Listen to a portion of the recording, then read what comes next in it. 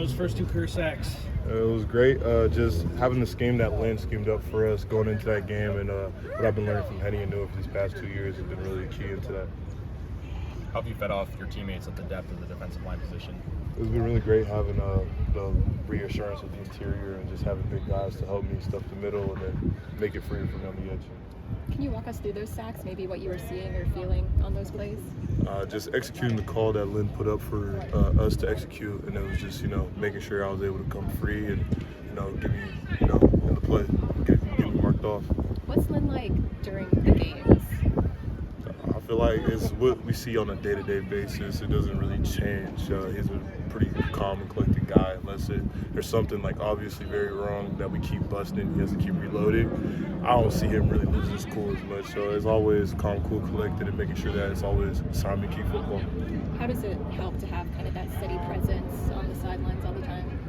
It's pretty cool because the DBs are right next to us, and linebackers are also right there too. So he's always talking to us in between plays, making sure the defense is always getting called up, and making sure whatever changes that we need to make, adjustments that are like being brought up during the game, are just getting handled right then and there.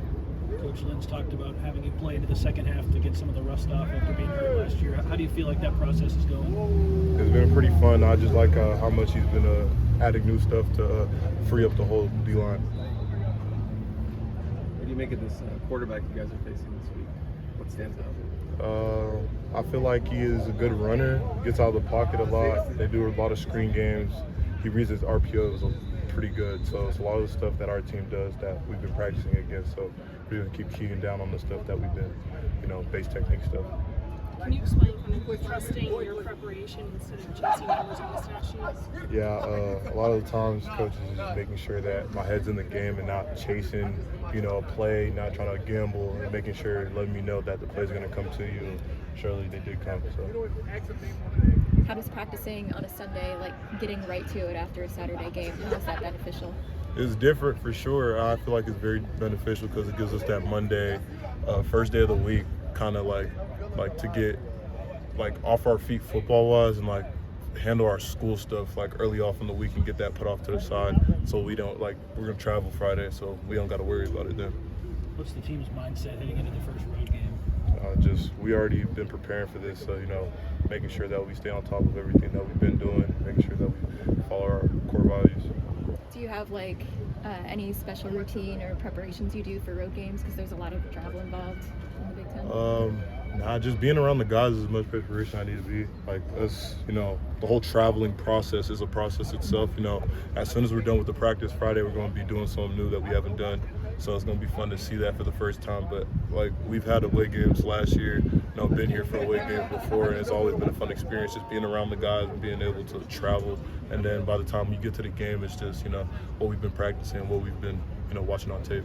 Does getting those first two sacks take some of the pressure off or give you more confidence moving into the rest of the season? It helps me trust the playbook a little bit more, even more than I have, and just buy into just trusting in the process and knowing that the plays are going to come to me and I don't have to chase anything.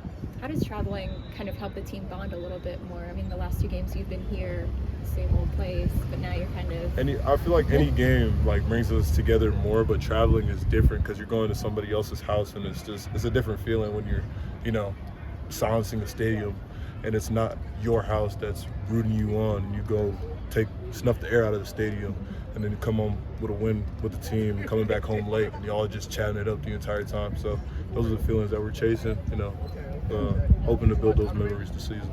Is the D-line close, and who are some guys that you've been learning from or working with through practicing games and stuff? The team as a whole has been closer than it has been that I've been around, and even with the amount of talent that we've had in past years. And then on this team, it's just everything from special teams to offense and defense. Everybody is, it's not like one group is being the coach is going to make sure outside of that we're going to get some together with the D-line, of course, but even outside of that, it's not just we're all with the D-line or something. Everybody's with everybody.